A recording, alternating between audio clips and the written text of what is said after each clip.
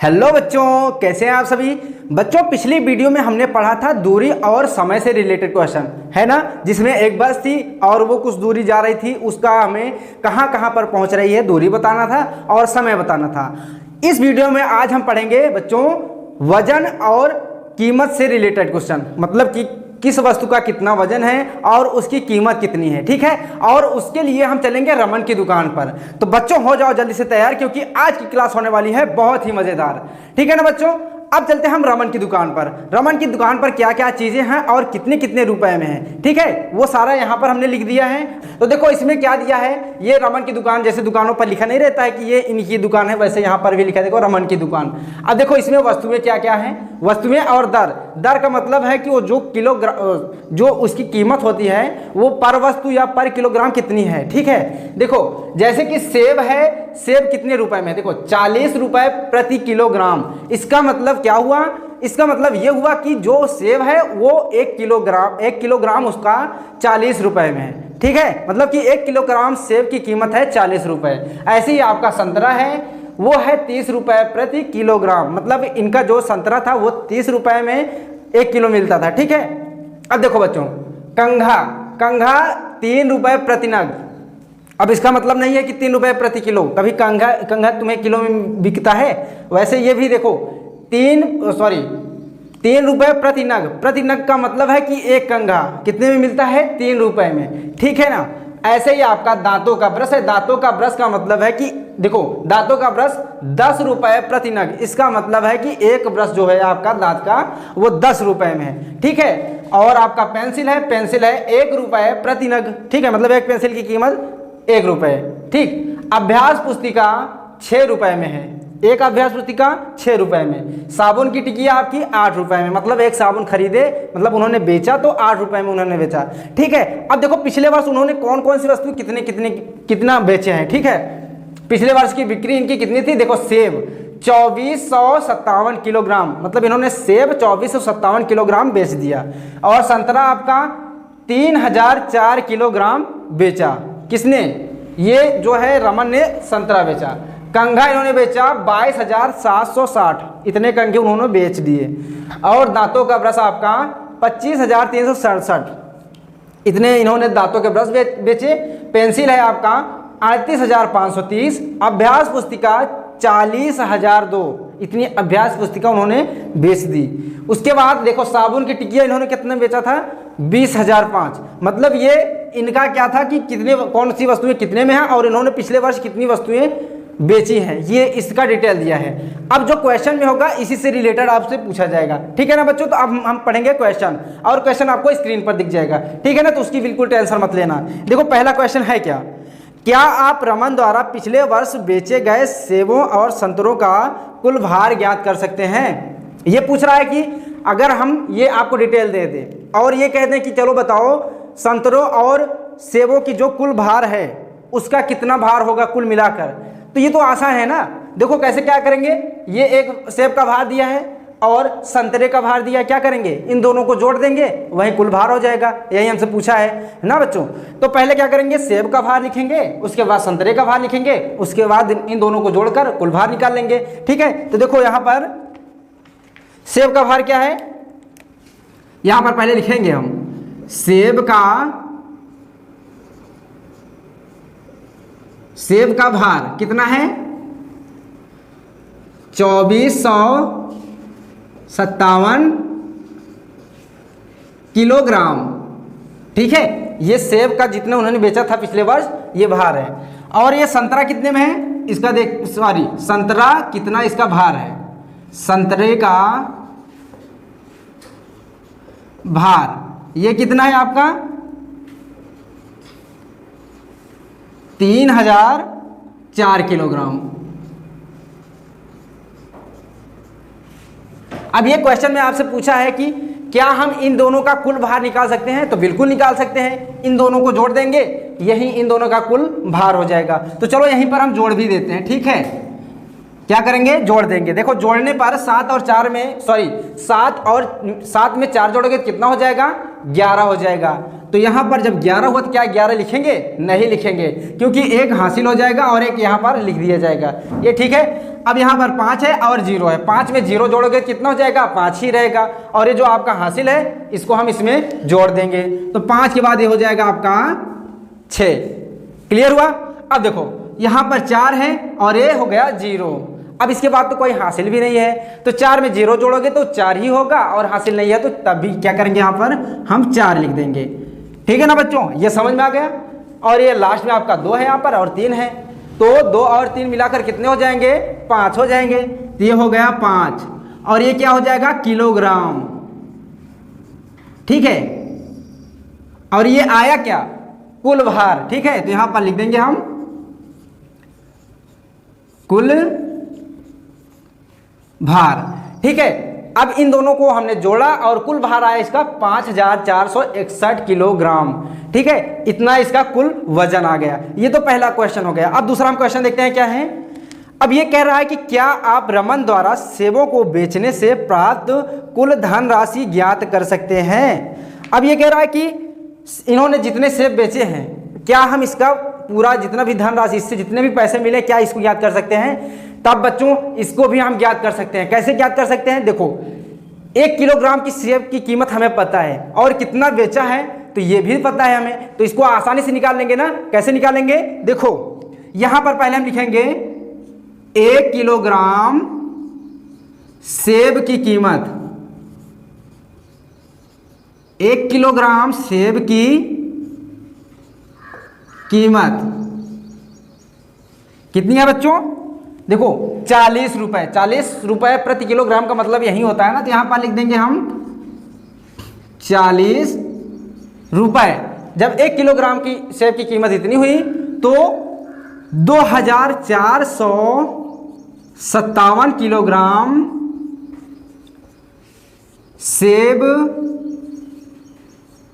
की कीमत कितनी होगी, 2457 का हम 40 में गुणा कर देंगे, जितना आएगा वही कुल कीमत हो जाएगी। ठीक है ना बच्चों, क्या करेंगे, देखो यहां पर आपका है 2457 गुणे में आपका हो जाएगा 40। ठीक है ना, अब इसका हम करेंगे गुणा। देखो 0 से इन सब में गुणा करेंगे तो क्या हो जाएगा, 0 ही हो जाएगा। ठीक है ना बच्चों, अब 4 का गुणा करते हैं, 4 सते यहाँ पर 28 होगा, आपका हासिल बचा 2, 4 पंचे 20, और ये हासिल 2 जोड़ेंगे तो कितना हो जाएगा, 22 हो जाएगा। अभी भी आपका हासिल 2 ही रहेगा। ठीक है, अब यहाँ पर 4 चौके 16, अभी हासिल बचा हुआ है तो 16 में 2 ऐड करेंगे, 2 जोड़ेंगे तो कितना हो जाएगा, 18 हो जाएगा, मतलब कि 18। अब आपका हासिल 1 बचा, तो यहाँ से 1 हम इरेज कर देते हैं, 1 बचा हुआ है। ठीक है, 4 दूना 8, 8 के 8 में 1 ऐड करोगे, 1 जोड़ोगे कितना हो जाएगा, 9 हो जाएगा।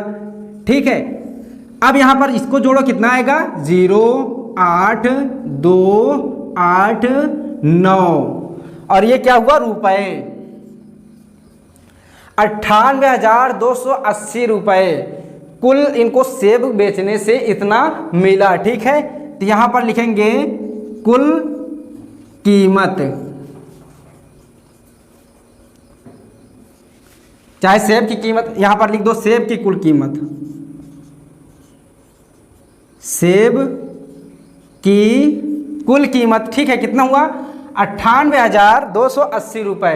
ये समझ में आ गया, ये भी आपका क्वेश्चन खत्म हो गया। अब हम अगला क्वेश्चन देखेंगे, बहुत ही आसान क्वेश्चन है, आपको गुणा करना है, जोड़ना है बस। ठीक है, और थोड़ा सा समझना है बस। अब क्या है तीसरा, देखो क्या आप रमन द्वारा सेबों और संतरों को बेचने से प्राप्त कुल धनराशि ज्ञात कर सकते हैं। इसका मतलब यह है कि देखो हमने सेब की कुल कीमत निकाली, कितनी हुई है, इन्होंने जितना बेचा। ठीक है, अब ये कह रहा है कि संतरों की भी कीमत निकालकर उसकी पूरी कीमत, इन दोनों की कीमत बतानी है। तो इसके लिए क्या करेंगे, पहले हम पूरे संतरों की कीमत निकालेंगे और इनकी जो दोनों की कीमत होगी उसको जोड़ देंगे। ठीक है, जैसे इनके वजन का हमने जोड़ा था वैसे इनकी कीमतों को भी जोड़ देंगे, जितना आएगा वही आंसर हो जाएगा इसका। ठीक है, अब जैसे हमने यहाँ पर निकाला इसके लिए, वैसे ही निकालेंगे अब हम संतरे के लिए। तो देखो 1 किलोग्राम संतरे की कीमत कितनी होगी, यहाँ पर लिखा हुआ है, आपको देख लो। ठीक है, देखो 1 किलोग्राम संतरे की कीमत 30 रुपए है ना, यही तो दिया है। देखो 30 रुपए प्रति किलोग्राम, ठीक है, प्रति किलोग्राम का है मतलब है कि 1 किलोग्राम 30 रुपए में, तो यही हमने लिख भी दिया है। अब ये देखो इन्होंने संतरा बेचा कितना था, 3404 किलोग्राम, ठीक है। तो यहाँ पर 3004 किलोग्राम संतरे की कीमत कितनी हो जाएगी, फिर वही करेंगे, 3004 का गुणा हम 30 में कर देंगे, ठीक है। 3004 गुणे 30, फिर वही 0 का गुणा इनमें करेंगे तो क्या आ जाएगा, 0 ही आएगा। तो यहाँ पर 0 0 0 0, ठीक है। 3 चौके 12 और बचा 1 हासिल। 3 में अगर 0 से गुणा करोगे तो 0 ही आएगा, ठीक है। तो इसमें 1 बचा हुआ है, 0 में अगर 1 ऐड कर दोगे, जोड़ दोगे तो कितना हो जाएगा, यहाँ पर 1 हो जाएगा। फिर 3 में अगर हम 0 से गुणा करेंगे तो कितना हो जाएगा, 0 हो जाएगा। आपकी बार तो कोई हासिल भी नहीं बचा है, तो यहाँ पर क्या लिख देंगे, 0, ठीक है। अब देखो 3 त्रिका 9 होता है ना बच्चों, तो यहाँ पर हम 9 कर देते हैं। अब इसको जोड़ते हैं, कितना आता है, 0 2 1, मतलब कि 1 0 और 9, ये क्या हो गया, कुल कीमत संतरों की, ठीक है।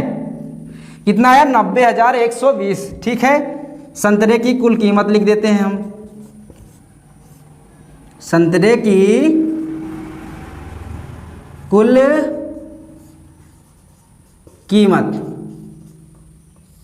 ठीक है। ये हो गया आपका संतरे की कुल कीमत। अभी पूरा नहीं हुआ सवाल, देखो इसको हमने निकाल रखा था, नहीं तो इसको हमको दोबारा निकालना पड़ता है। अब इन दोनों को जोड़ना पड़ेगा, इन दोनों के जो रुपए जितने भी पूरे कंप्लीट आए हैं, अब इन दोनों को जोड़ेंगे तो कुल इनकी कीमत पता चलेगी, ठीक है। तो क्या करेंगे, अब इसको जोड़ेंगे। देखो ये सेब वाला पहले हम ऊपर लिखेंगे, कितना है, 98,280, ठीक है, रुपए, ये सेब का है। अब संतरे का कितना है, 90,120, ये भी आपका रुपए, ठीक है। अब इसको जोड़ देंगे तो हमें पता चल जाएगी कि इन दोनों को बेचने से कुल कीमत कितनी मिली। देखो 0 में 0 जोड़ेंगे तो 0 ही आएगा, 8 में 2 जोड़ेंगे तो कितना आएगा, 10 आएगा, लेकिन लिखा कितना जाएगा, 0, ये आपका 1 हासिल हो जाएगा। 2 1 3, 3 में 1 जोड़ोगे तो कितना हो जाएगा, 4, ठीक है। और ये आपका 8 में 0 जोड़ोगे तो कितना हो जाएगा, 8 ही रहेगा। 9 में 9 जोड़ोगे तो कितना हो जाएगा, 18 हो जाएगा, ठीक है। तो इसको यहाँ पर लिख देंगे हम 18, ठीक है। अब इसको देखते हैं ये कितना पैसा आया, ठीक है। ये पैसा है इकाई, दहाई, सैकड़ा, हजार, 10,000, लाख, मतलब कि 1,88,400 रुपए, ठीक है। इन दोनों को बेचने पर जितना इन्होंने बेचा था पिछले वर्ष, उसकी जो कीमत आएगी 1,88,400 रुपए, ठीक है। तो ये आपको समझ में आ गया ना बच्चों, ये भी बहुत ही आसान था। तो बच्चों अब ये हो गई ये वाली सवाल, ठीक है। अब इसके आगे एक सवाल और बची, थोड़ी सी लेकिन लंबी है, तो उसको पढ़ते हैं और सॉल्व करते हैं, ठीक है ना बच्चों। तो देखो सवाल क्या है, सवाल में ये कह रहा है कि रमन द्वारा प्रत्येक वस्तु को बेचने से प्राप्त धनराशियों को दर्शाने वाली एक सारणी बनाइए। मतलब कि इनके पास जितने भी सामान हैं, जितने भी वस्तुएं हैं, इनका हमें प्राइस मतलब कीमत निकालनी पड़ेगी, उसके बाद इसकी हम एक सारणी बनाएंगे, ठीक है ना।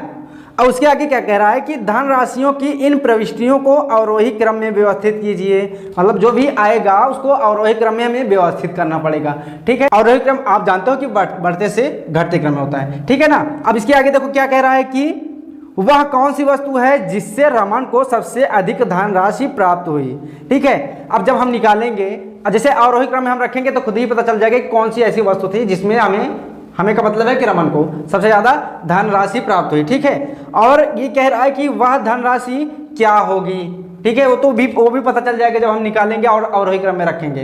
तो चलो बच्चों इसको करते हैं, सवाल थोड़ी सी लंबी है बट बहुत ही आसान है, इसको आप आराम से कर सकते हैं। देखो इसमें पहले तो हमें सभी वस्तुओं को निकालना पड़ेगा, कीमत जितने भी इन्होंने बेचे हैं। सेब और संतरे का हमने निकाल लिया था पहले से ही, जैसे सेब और संतरे का हमने निकाला था, ठीक ऐसे ही इन सब का भी हमें निकालना पड़ेगा। लेकिन क्योंकि मैंने सेब और संतरे का निकाल लिया है तो सेब संतरे का यहाँ पर लिख ले रहा हूँ, और मेरा काम था सिर्फ समझाना, इसलिए अब इनका हम डायरेक्ट गुणा करके लिख देंगे और आप जैसे हमने सेब और संतरे वाला निकाला था कीमत वैसे आप निकालेंगे, ठीक है ना। तो देखो सेब की कीमत कितनी आई थी कुल 98,280 98,280 रुपए, और ये संतरे का कितना आया था 90,120 रुपए, ठीक है। ये सेब और संतरे की पूरी कीमत थी, ठीक है। अब उसके बाद देखो ये कंघा है ना, अब कंघे की पूरी कीमत हम निकालेंगे, तो इसके लिए क्या करेंगे हम, कंघा है 22,760 में हम 3 से गुणा करेंगे, ठीक है। अब कैसे गुणा करेंगे, क्यों गुणा करेंगे, इसके लिए हमने 2 सवालें बता दी थी, आपको वैसे करना है, मैं ऐसे डायरेक्ट गुणा करूंगा, ठीक है। तो कितना है 22,760, ठीक है, गुणे कितना हो जाएगा आपका 3, ठीक। अब इसका गुणा करते हैं, गुणा तो आसानी है, आप लोग कर लोगे। 3 में 0 से गुणा करेंगे 0, 3 छंग 18 हो जाएगा, 1 हासिल हो जाएगा, 3 से 21, 21 1 22, और ये हासिल आपका अब 2 हो गया, 3 दूना 6, 6 2 8, 3 दूना 6, ये कितना आया 68,280 रुपए। किसके लिए, किसकी कीमत है, कंघे की। आपको करना होगा क्या करोगे, पहले निकालोगे कि एक कंघे की कीमत कितनी है 3 रुपए, फिर 22,760 कंघे की कीमत कितनी होगी वो लिख करके तब इसका गुणा करके लिखेंगे आप, ठीक है। देखो ये हो गया कंघा। अब हम चलते हैं दांतों का ब्रश देखते हैं, ये कितना है 25,367, ठीक है। ये दांतों का ब्रश है, दांतों का ब्रश, ठीक है। अब देखो दांतों का ब्रश ये हो गया, अब इसका गुणा किस में करेंगे 10 में, ठीक है।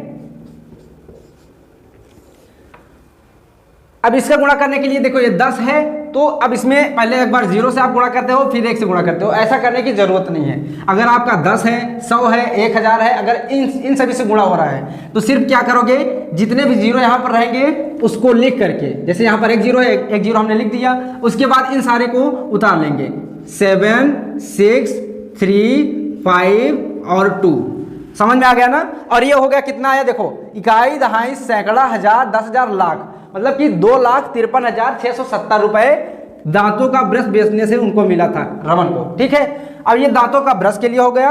अब देखते हैं हम पेंसिल के लिए, पेंसिल के लिए, ठीक है। पेंसिल के लिए हमारा कितना बेचा था उन्होंने 38,530,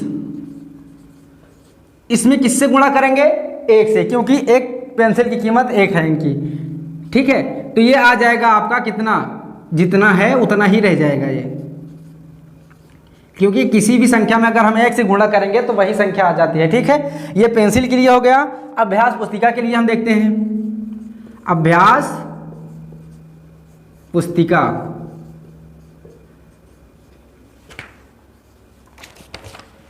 अभ्यास पुस्तिका कितना बेचा था इन्होंने 40,002, 40,002, और एक अभ्यास पुस्तिका की कीमत कितनी है वो है 6, 6 दूना 12, 1 हासिल हुआ, फिर 6 में से 0 से गुणा करेंगे तो 0 आएगा, और ये हासिल जुड़ जाएगा तो 1 हो जाएगा, फिर 0 0 6 चौके 24, ठीक है। अब देखो इसमें कितना आया, इकाई दहाई सैकड़ा हजार 10,000 लाख, मतलब कि 2,40,012 आया, ठीक है इसकी कुल कीमत।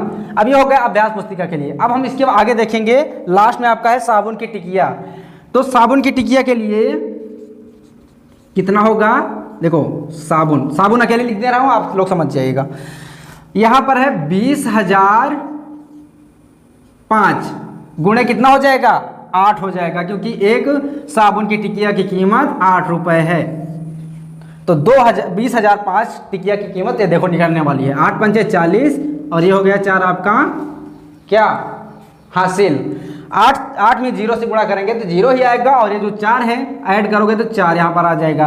फिर यहाँ 8 में 0 से गुणा करोगे 0, यहाँ भी 0, और 8 दूनी 16 हो जाएगा, ठीक है। अब ये पूरी कीमत हो गई इसकी, ये बात समझ में आई। अब देखो क्या करना है, इसको इसमें कहा है कि अब इसकी सारणी बनाना है हमें, ठीक है। तो सारणी बनाने के लिए थोड़ा ऊपर हम इरेज करेंगे यहाँ पर, अब इसको देखो सारणी बनाएंगे इन सभी वस्तुओं की, ठीक है, और इसकी कीमतों की। अब इसके लिए सबसे पहले हम इन वस्तुओं का नाम लिखेंगे और इसके जो मूल्य होंगे उनकी कीमत उसके नीचे लिखेंगे। देखो कैसे, जैसे सेब बेचा है इन्होंने ना, सेब लिख देता हूँ, ठीक है। पहले हम सबका नाम लिख लेते हैं, सेब, उसके बाद संतरा, संतरे के बाद आता है आपका कंघा,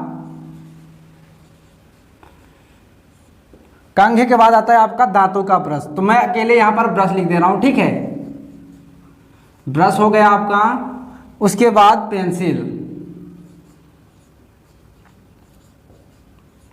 पेंसिल, पेंसिल के बाद आपकी है आती है अभ्यास पुस्तिका। तो यहां पर मैं पुस्तिका अकेले लिख दे रहा हूं, अकेले, ये हो गई पुस्तिका। उसके बाद आपका आता है साबुन,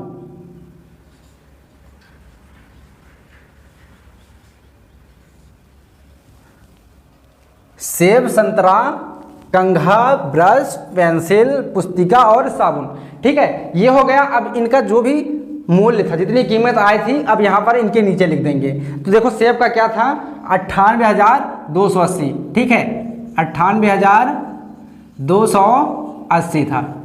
और संतरे का कितना था, 90,120, 90,120। और ये कंघे का कितना था, ये कंघे वाला है, ठीक है, ये ऊपर इरेज हो गया बट यही है कंघे का। कितना है, 68,280, 68,280, ठीक है।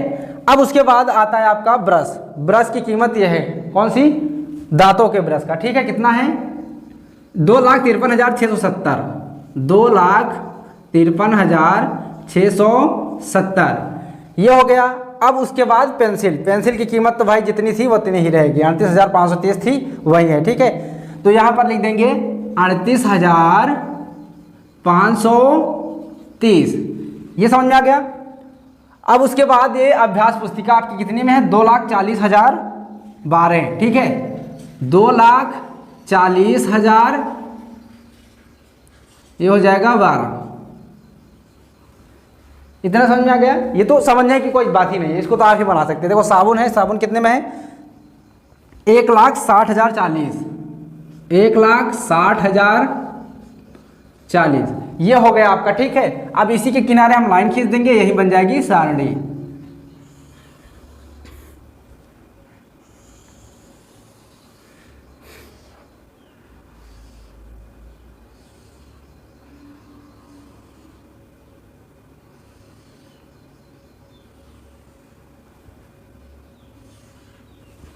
ठीक है ना, ये आपकी बन गई सारणी। बीच में एक और लाइन खींच देते हैं हम,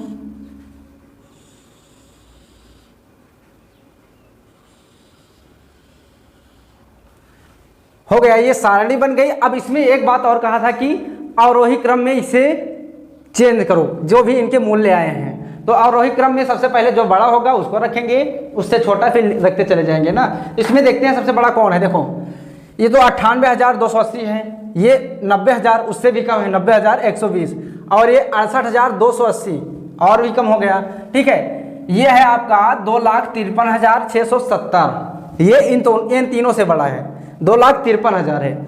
ये है कितना, 38,530, ये छोटा है ना।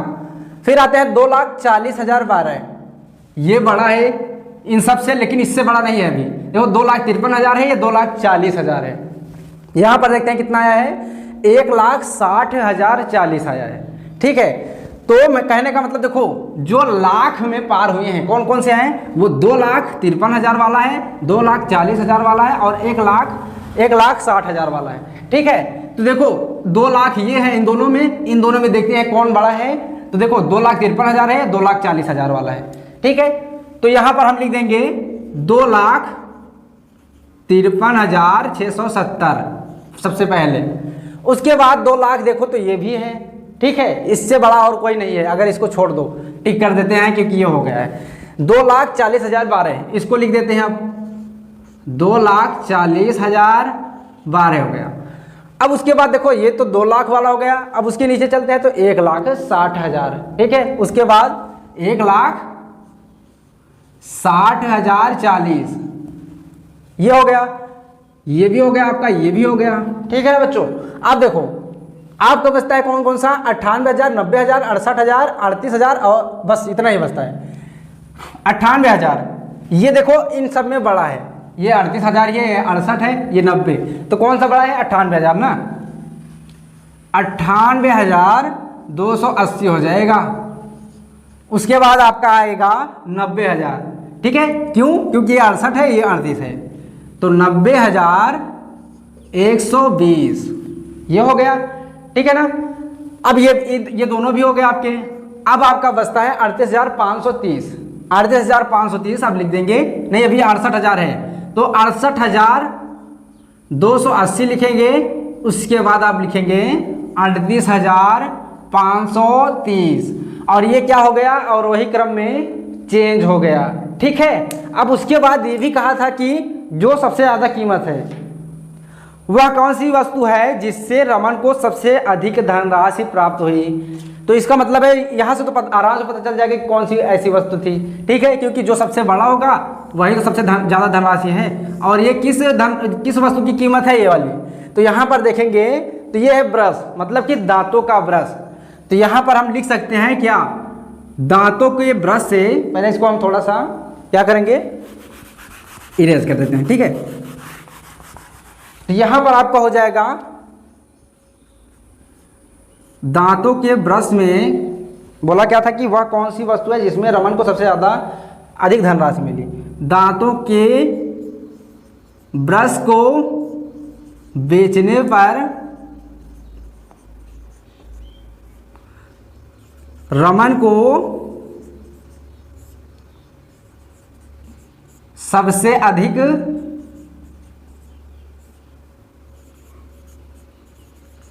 धनराशि प्राप्त हुई। और ये लास्ट में पूछा था कि वह धनराशि क्या है, तो वह धनराशि देखो कितना है, तो यहां पर लिख भी सकते हो। और वह धनराशि कितना है, 2,53,670 है। तो देखा ना बच्चों, आपने सवाल आसान थी, थोड़ी लंबी थी बट आसान थी, इसमें कोई अलग से काम हमने नहीं किया है। और वही क्रम आप जानते हो, सारणी बनाना भी आप जानते हो, बस थोड़ा सा आपको गाइड करना था। गाइड करना हमारा काम है, बाकी आगे की सवालें तुमको करना है, ठीक है, ये ध्यान देना, ठीक है ना बच्चों। अगर हाँ आपको नोट्स चाहिए तो वो आपको टेलीग्राम पर मिल जाएगा। टेलीग्राम पर कैसे पहुंचोगे आप, तो वीडियो के नीचे डिस्क्रिप्शन में आपको उसका लिंक मिल जाएगा, तो उसकी टेंशन मत लीजिएगा, ठीक है ना बच्चों। तो आज की क्लास यहीं पर हम करते हैं एंड, ठीक है ना बच्चों। तो मिलते हैं नेक्स्ट वीडियो में, तब तक के लिए बाय बाय।